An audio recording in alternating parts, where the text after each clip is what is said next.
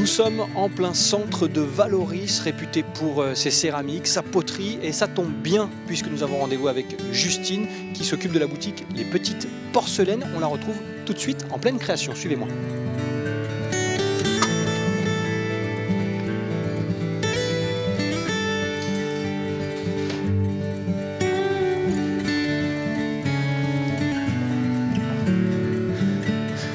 C'est ici que ça se passe. Bonjour Justine. Bonjour.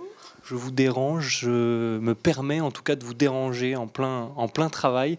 Comment ça va? Comment ça se passe? Ça va, très bien. J'ai réussi ma pièce, donc je suis très contente. Ça arrive pas souvent, mais ça fait plaisir. Bon, expliquez-nous un petit peu ce que vous êtes concrètement en train de faire, parce que moi je découvre, je n'y connais absolument rien. Qu'est-ce que vous faites tout simplement? Tout simplement, j'ai pétri ma terre. J'avais une boule à la base que j'ai percée, que j'ai montée pour faire un pichet. Donc voilà, j'ai réussi mon pichet. Je suis contente parce que c'est vrai que d'habitude la terre, elle fait un peu ce qu'elle veut. C'est vrai qu'au début elle s'est évasée, donc elle a voulu faire un saladier, mais je l'ai repris. J'ai réussi à la resserrer et à la monter bien. Donc voilà. Donc là, comment s'appelle cette étape? Là, c'est le tournage, tout simplement. C'est le tournage. Bon, vous disiez tout à l'heure que la terre faisait un petit peu ce qu'elle voulait. C'est quoi aujourd'hui la chose la plus difficile à faire dans votre métier au quotidien? Qu'est-ce qui vous rend la tâche assez compliquée? Tout simplement, ce que je travaille, moi, c'est de la porcelaine. Donc, en fait, c'est une terre vraiment très, très molle, très, très délicate. Et voilà, ce qu'il faut, c'est être le plus délicat possible, l'écouter le plus possible, mais toujours en l'affinant, en fait. Comme ça, c'est une terre qui se travaille vraiment de très, très fine. Et ensuite, toutes les étapes de fabrication sont vraiment très complexes parce que, justement, les pièces à manipuler sont très fines. Et ensuite, même si on a récupéré la pièce, même si on l'a réussi, il y a la cuisson. Et là, la cuisson, c'est la grande surprise, c'est-à-dire qu'une pièce parfaitement réussie peut sortir complètement ratée de la cuisson, et ça, on ne le contrôle pas, malheureusement. C'est l'étape qui complique tout, quoi. Voilà, c'est l'étape cruciale, mais qu'on ne peut pas contrôler. Bon, là, en tant que novice et forcément amateur, je suis un petit peu obligé de vous poser la question quand je vois ce genre de matériel. Moi, ça me fait penser tout de suite à un film extra connu. Ça y est, vous me voyez venir. Je ne suis pas Patrick Swayze, vous n'êtes pas Demi Moore, mais c'est obligé. Ça parle aux gens, ce genre de choses. On vous fait souvent ce genre de réflexion. Ah oui, tu travailles autour de la machine. En fait, c'est tous les hommes. Les femmes ne font jamais le rapprochement, mais tous les hommes font le rapprochement, ont dû garder cette image de... Ça m'étonne. Voilà. Donc, oui, en plus, moi, je connaissais pas du tout ce film au début, puis on en a parlé après. Et...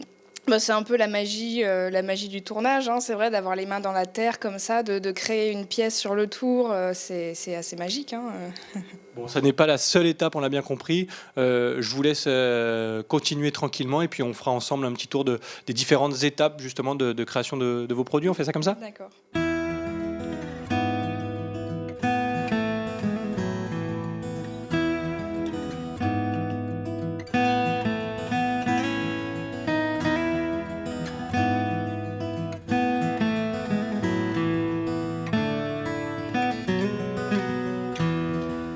Alors là, on va changer d'univers. Le côté atelier, on le laisse de côté pour l'instant avant de parler des différentes étapes de fabrication. Et là, on est vraiment presque à la maison. C'est très cosy, on se sent vraiment très bien. Cette boutique, déjà, avant de faire un petit tour du propriétaire, j'allais dire, vous y êtes depuis combien de temps? Ce mois-ci, justement, ça fait 3 ans en fait que je suis installée ici, que je suis posée ici. Donc voilà, je suis très contente parce que j'ai beaucoup d'espace, et puis je suis dans un endroit assez vivant de Vallauris où il y a la place, où il y a le marché, où il y a tous les commerces. Donc ça, c'est vraiment sympa. C'est vraiment sympa d'être ici. Ouais. Et puis j'allais dire Vallauris, dès qu'on parle de Vallauris, on a parlé de poterie, on a parlé de céramique aussi. C'est presque tout naturel d'être dans cette ville pour vous aujourd'hui? Oui, c'est une ville qui a beaucoup d'histoire au niveau de la céramique, puisque ça fait des années. Au début, ça a commencé vraiment avec la vaisselle culinaire, et puis après, les Massy ont découvert des émaux, puis Picasso est venu et tout ça. Donc c'est vrai que c'est une ville qui est vraiment riche en histoire au niveau de la céramique. Est-ce qu'aujourd'hui c'est toujours le cas? Est-ce que ça se perd un petit peu? Est-ce que justement votre génération est aussi là pour donner, j'allais dire, un petit coup de boost à ce métier? En fait, ce qui est différent d'avant, c'est que maintenant, il faut, c'est vrai, absolument faire des études. Donc avant, on apprenait dans les ateliers à faire de la céramique. On arrivait, on avait 10-15 ans et on se mettait sur le tour et les potiers nous apprenaient à tourner. Maintenant, il y a des formations. Moi, j'ai fait une formation de 6 ans pour être céramiste qui sont vraiment complètes. Donc, on sort de là, on peut s'installer tout seul sans être forcément appuyé par un potier. Si on fait un petit tour du propriétaire et qu'on regarde un petit peu les produits que vous pouvez proposer. Mon modèle un peu phare de la boutique, le petit truc, c'est le filtre à thé. Donc j'ai inventé, ça va faire bientôt 2 ans. Donc c'est tout bête, c'est tout simple. C'est un petit filtre dans lequel on met du thé et on laisse infuser. Et en fait, la particularité, c'est qu'il est en porcelaine parce que la plupart des filtres à thé qu'on trouve sont en métal. Et donc là, c'est quelque chose qui se nettoie vraiment très facilement, qui donne aucun goût au thé et qui le laisse s'infuser. Puis en plus, c'est magique parce qu'on peut le voir s'infuser justement dans la tasse. Ce qui est bien avec la céramique, c'est qu'il y a à peu près 1000 manières de la manipuler. Donc il y a le tournage, mais il y a aussi, par exemple, pour ces bols, c'est la collection dentelle. Là, c'est du travail à la plaque. Donc j'ai... Voilà, ça n'a rien à voir puisque c'est une forme complètement irrégulière et dans lequel j'imprime, en fait, je presse de la dentelle. Donc là, voilà, c'est du travail à la plaque. Donc j'ai fabriqué un moule en plâtre où il y a le creux du bol à l'intérieur. Et ensuite, j'ai mis des plaques où j'ai écrasé de la porcelaine dedans. J'ai mis des plaques dans le moule en plâtre. Et donc ça donne en fait plein de petites pièces uniques parce que la dentelle a été placée de manière un peu n'importe comment dans le bol. Quand je suis arrivée en fait ici, c'est la première collection que j'ai créée. J'avais envie de mettre des petites roses un peu partout, donc j'ai fait ça, j'ai mis des petites roses. Et ça a commencé par une théière, donc voilà, une théière comme ça. Et puis je me suis dit, il fallait des tasses, donc j'ai fait les tasses, le sucrier, le pot à lait. Et puis, suivant la demande des gens, en fait, le service s'est vraiment agrandi parce que les gens voulaient des assiettes, voulaient proposer des gâteaux, voulaient des vases. Et donc c'est une collection que j'essaye vraiment d'agrandir pour avoir le plus possible de pièces à proposer aux gens. Ce qu'on va faire, c'est qu'on va descendre dans l'atelier et puis on va suivre un petit peu les différentes étapes de fabrication parce qu'il en faut pour arriver à cette belle réussite. Oui. Allez-y, je vous suis.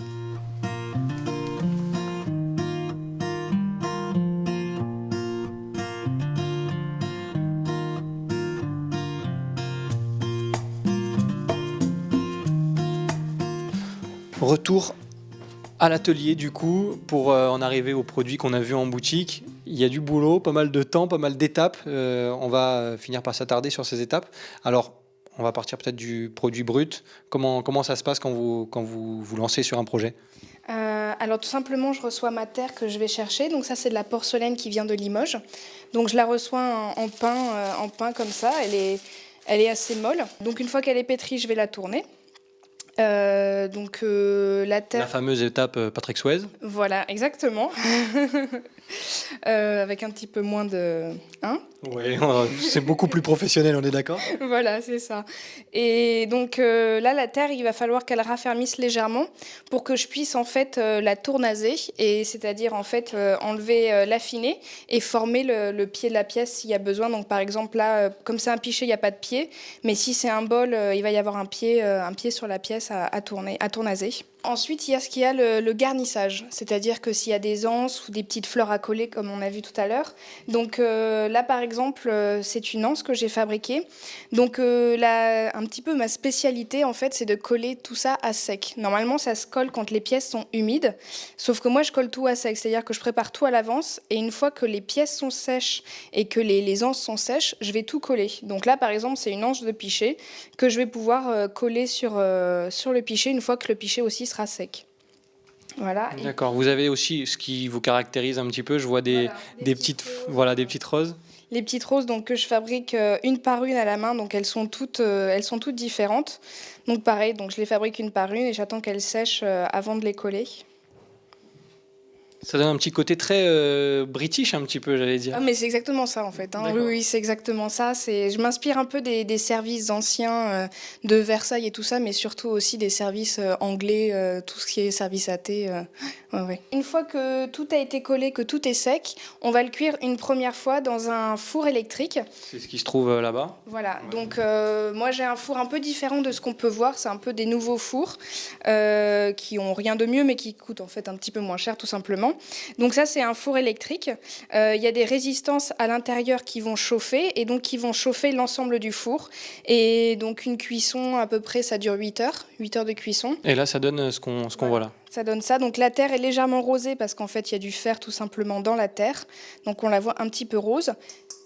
Elle est cuite et elle est poreuse, mais elle n'est pas complètement cuite, puisque dessus, on va appliquer un émail. Donc c'est un peu comme une poudre de verre trempée dans l'eau, qui va donner en fait un aspect brillant. Donc là, on voit les pièces dessus qui sont blanches, qui sont un peu un aspect rugueux parce qu'il y a de l'émail dessus. Et donc là, une fois que tout est appliqué, on va bien nettoyer le dessous de la pièce parce que l'émail, c'est comme du verre, donc ça va coller à la cuisson puisque ça va fondre. Et on va le recuire une deuxième fois. Et là, la cuisson est beaucoup plus longue. Elle dure à peu près 10 heures. Et là, c'est 1230 degrés la cuisson. Et donc, ça donnera un aspect beaucoup plus brillant à la pièce. Je ne pouvais pas terminer cette petite visite à Valoris et avec Justine sans faire mon Patrick Swayze. Alors je sais, il y a du boulot. C'est possible, on va essayer. En tout cas, Bien sûr. n'ai pas trop peur. Non, pas du tout. C'est surtout pour vous, en fait. D'accord, je me risque en tout cas à la création. Mon côté artistique, vous allez voir, ça va être assez limité, mais on va tenter. Oui, bien sûr. Allons-y. Hop.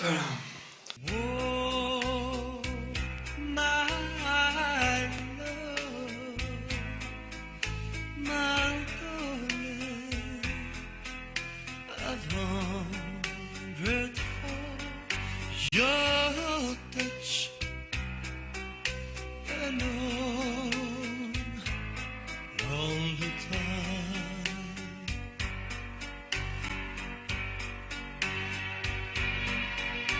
And time goes. Oui, moquez-vous. Pour des raisons de timing, on n'a pas pu vous montrer toutes les étapes qui m'ont poussé à réaliser ce magnifique chef-d'œuvre. Parce que je ne peux pas non plus tout montrer à l'image, mais voilà, pour une première, c'est pas trop mal. Oui, c'est vraiment très très bien. Là, les 10 années de tournage, il n'y en a pas besoin, vous savez tout de suite le faire. Magnifique. On n'y croit pas une seconde, bien évidemment. Merci en tout cas pour tout, Justine, parce qu'on a passé un super moment avec vous, même si je me suis un petit peu ridiculisé, mais c'était un peu le jeu aussi. On vous souhaite plein de bonnes choses pour votre boutique et bienvenue à Valoris, en tout cas pour ceux qui sont intéressés par ce type de métier. Dernier mot, la saison estivale, j'allais dire, va commencer. L'occasion de vous retrouver aussi, puisque à Valoris, il y a pas mal d'exposants qui vont être concernés entre juin et octobre par certaines manifestations. Oui, c'est ça. Donc, comme tous les 2 ans, il y a la biennale en fait d'art de céramique contemporaine à Valoris. Donc, de juin à novembre, on peut se balader vraiment dans toute la ville. Il y a plein de lieux d'expo avec des créateurs de tous les pays en fait du monde entier. Là, cette année, il y a la Russie qui est invitée. Et donc, c'est vraiment sympa parce qu'on se balade dans plein de petits lieux de Valoris et on peut voir en fait il y a de la céramique contemporaine, mais il y a aussi un petit peu de la céramique classique. Donc, il y a vraiment tous les genres et c'est super sympa à voir. Bon, vous avez compris le message. Et puis, si vous voulez faire une rencontre sympathique avec Justine, les petites porcelaines de Justine, c'est à Valoris. Merci encore une nouvelle fois pour votre accueil et plein de bonnes choses pour la boutique et pour vous. Merci beaucoup. À bientôt.